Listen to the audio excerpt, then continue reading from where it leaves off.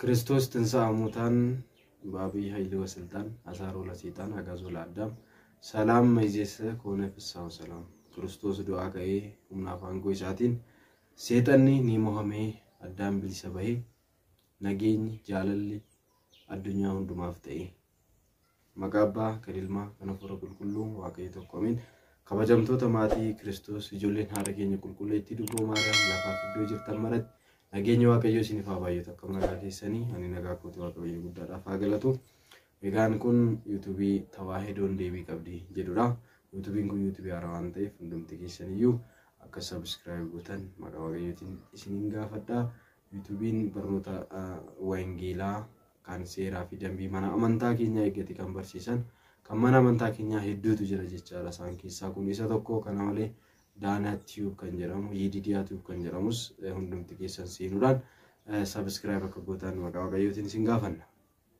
egaan maati Kiristoos hundumti keessaniyyuu guyyaa har'aa kan nuti waliin ilaallu waa'ee faarfannaati jechaadha kanaan dura faarfannaa akkamitti akka baasuu dandeenyu ilaallettirree nama akkamitti faarfannaa akka baasuu danda'u ilaallettirree jechaadha har'a immoo akka kutaa lammaffaa isaatti faarfannaa akkamitti onlaayiniidhaan baasuu ni dandeenyamu hin dandeenyu isa jedhu wajjin ilaalla jechaadha fakkeenyaaf yeroo garagaraa kan nuti dhageenyu faarfannaa onlaayiniidhaan baafamu ni jira onlaayiniidhaan akkamitti faarfannaan kun ni danda'amu moo hin danda'amu isa jedhu laalla yoo danda'ame nama akkamitti hojjechuu danda'a hin danda'amu yoo ta'e maaliif hin danda'amu isa jedhu ka wajjin ilaalla waan ta'eef hundumti keessaniyyuu turtii keessan nu faana taasisaa subscribe gochuu hin dagatinaa maqaa waaqayyootiin isin gaafanna jechaan egaan maatii waaqayyoo namoonni garagaraa karaa keessaas karaa YouTube jalattis commentiidhaan bakka karaa garaagaraatiin social media garaagaraatiin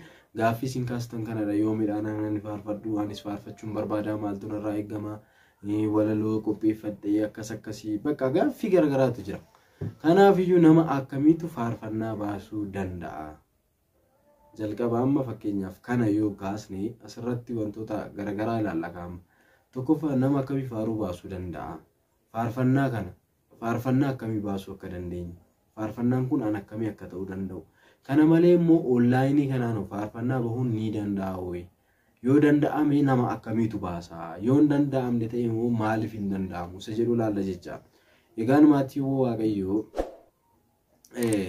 jalqabaa faarfannaa nama akkamiitu baasa isa jedhuu fi namni hundiyyuu yeroo uumamu waaqayyoon akka galateeffatuuf jechaadha kan uumame nuti kan uumamni waaqayyoon galata kee jennee akka jiraannuuf jechaadha waaqayyoon akka galateeffannuuf waaqayyoon akka faarfannuuf jechaadha haa ta'uuti namni hundiyyuu waaqayyoon faarfachuuf mirga qaba jechaadha dirqama isaati maaliif waaqayyo hojii inni hojjeteef dinqii inni hojjeteef arjummaa isaatiin akkas nu jiraachise kana dhiifama isaa waan waaqayyo nuuf godhe hunda isaa dhugaa bahuu ragaa bahuun dirqama mataa keenyaati jechaadha haa ta'uuti nama akkamiitu faarfachuu danda'a kun dirqama keenya yookaan immoo mirga guutuu qabna waaqayyoon faarfachuuf garuu akkamiidha isa jedhuuf immoo manni amantaa keenya seera mataa ishii qabdi jechaadha mana amantaa ortodoksii tawaahidoo Itoophiyaa mana amantaa biraarraa adda kan ishii godhu maalidha seeraa fi dambii yookaan heeraa fi seera isa jedhamu dambii ittiin bulmaata kan mana ishii qabdi jechaadha qaalaawwadii kan jedhamu qabdi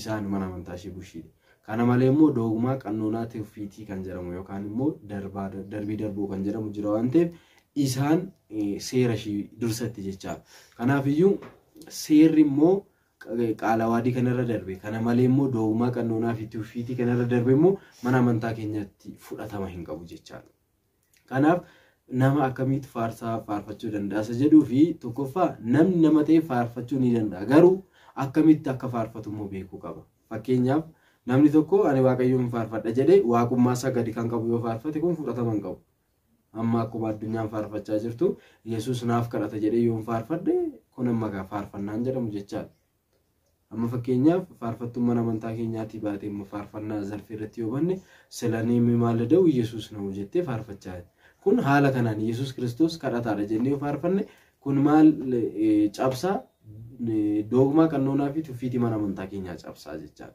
haala kanaan immoo faarfachuu hin dandeenyu jalqaba maaltu nu barbaachisa barnoota nu barbaachisa jechaadha barnoota amantaa barachuu qabna koorsiilee garagaraa wangeelallee beekuu qabna. Akkamitti akka faarfannu maaliin akka faarfannu beekuu qabna jechaadha. San booda manni amantaa keenya nu beekti jechaadha. Beekamtii mana amantaa irraa ni arganna. Waaqayyo nu beeka. Garuu manni amantaa immoo seera qabdi waan ta'eef jechaadha. Waaqayyo akkuma seera nuuf kennee deeme jechaadha. Yeroo kana gaa manni amantaa keenya seera nuuf kennite suniin abboommi ishiin abboomtu suniin dursamne walaloo fi yeedaloo keenya hojjetan. Walaloon nuti barreessinu kun gaa seeraa fi dambii heera mana amantaa kan eeggate ta'uu qaba jechaadha. Yoos nuti faarfachuu dandeenya jechaadha. Nama akkanaatu nama seera mana amantaa dambii ishii, dogmaa ishii, qannoonaa ishii, tuffitii ishii eegeetu faarfachuu danda'a jechaadha faarfannaa. Kanaaf namni akkanaa ni faarfata jechaadha. Garuu namni immoo galataaf akkuma uumame yeroo waaqayyoon faarfatu immoo waaqummaa isaa kan gadi xinneessu, araarsummaa durboo Maariyaam, eegumsa ergamoota, qarannaa qulqullootaa kana hunda kan balleessu immoo faarfachuu hin danda'u jechaadha. Akka mana amantaa keenyatti jechaadha. Kun nama akkanaatu faarfata jechaadha. Nama akkanaan deemee dogmaaf qannoonaa tuffiitii qaalaawwan mana amantaa keenyaa, seera mana amantaa keenyaa nama eegee bulutu faarfachuu danda'a jechaadha. Erga kana akkasuma ilaallee faarfannaan nuti hojjennuun akkamii ta'uu qaba isa jedhu egaa walumaan deebisee kan waaqayyoon waaqummaa isaa mul'isu, kan isaan galateeffachiisu, kan waaqayyotti gammadu, kan kiristaanota immoo gara gaabbiitti fidu, kan amantaa isaaniitti isaan jabeessu ta'uu qaba jechaadha. Faarfannaan hojjetamu haala kanaan hojjetamuu qaba jechaadha. Inni gara biraa immoo egaa irra caalaatti kan nuti ilaallu onlaayiniidhaan faarfannaa baasuu dandeenya hoo isa jedhudha jechaadha. Hin dandeenyes hin dandeenyus waan isaa. Hin dandeenya yoo jenne nama akkamiitu danda'a isa jedhudha jechaadha. Amma fakkeenya faarfataan tokko, faarfataan mana amantaa tokko amma faarfannaa baasuu yoo barbaade biyya biraa jira haa ta'u, Itoophiyaa keessa hin jiru yoo ta'e biyya biraa jira haa ta'u, gin manni amantaa isa beekti, manni amantaa isa kabajji.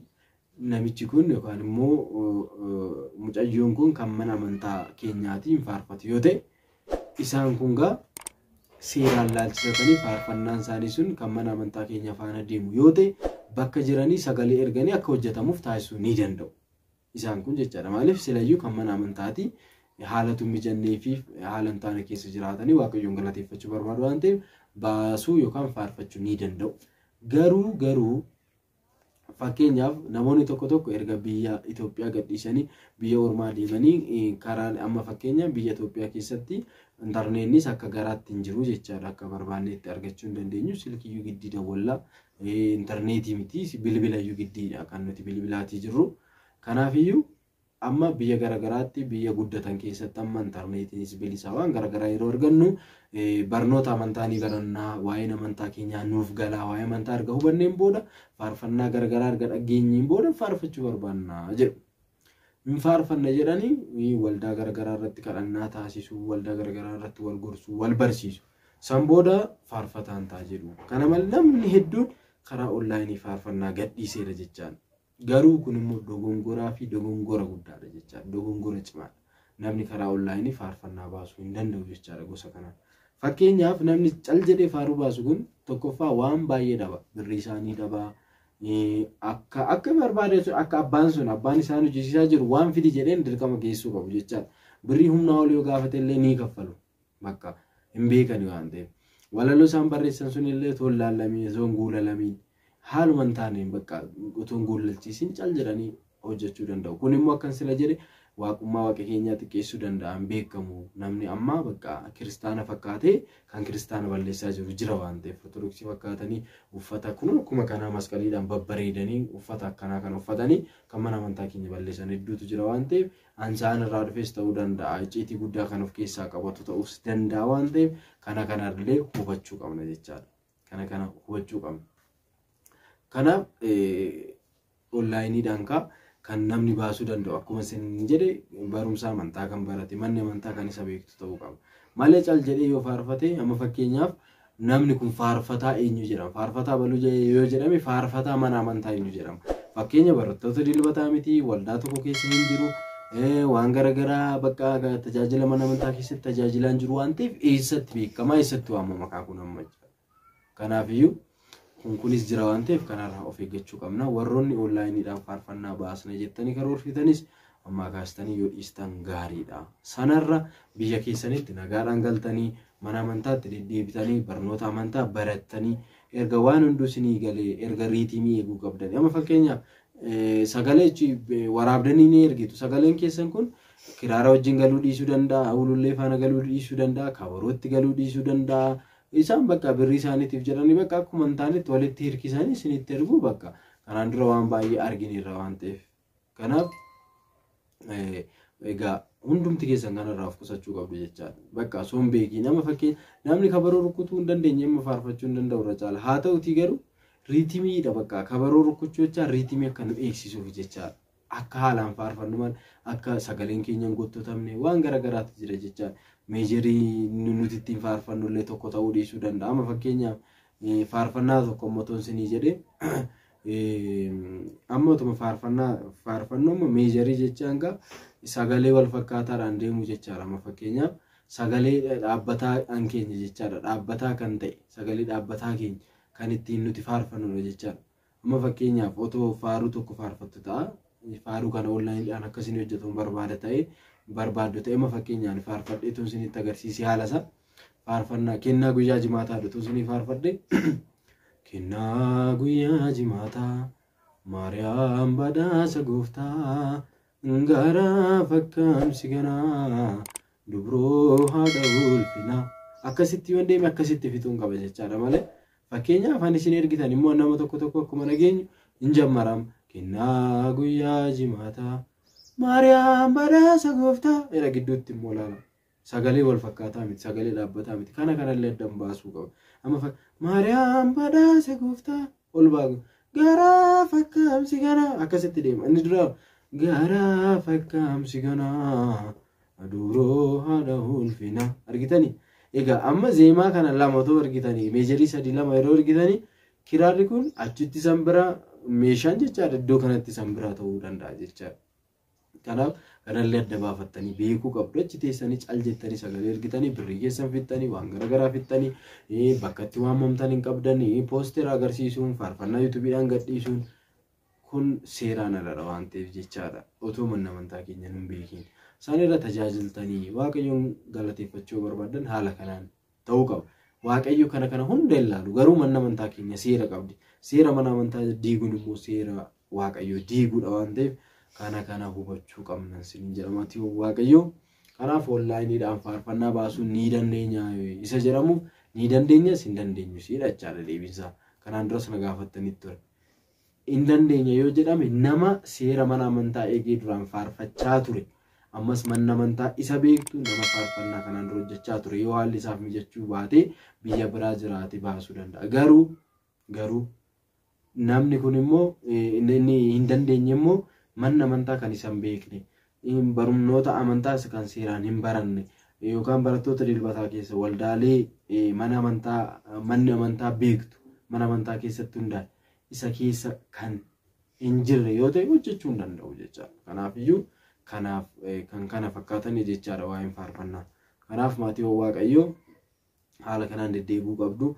Faarfannaa tokko irraallee amma qarshii kuma meeqaa ol kan namarraa fudhatan jiru akkasitti isin hojjisiisna jedhanii waan garagaraatiin kan namarraa fudhatan jiru. Isin achi teessanii faarfannaan ammanuma jettanii namni tokko sababa balleessiin faarfattoota hedduu kan jibbitan, barsiisota kan jibbitan, kiristaanota kan jibbitan hedduu keessantu jira waan ta'eef sanirra ammasitti otoo hin hubatiin osoo hin beekin nama jibbuurra cal jettanii harka keessan marattanii teessanii gaafa biyyatti galtan barattanii manni amantaa isin beekte isinitti gammadde yoo hojjettan bareedan isiniin jedha maatii Waaqayyoo.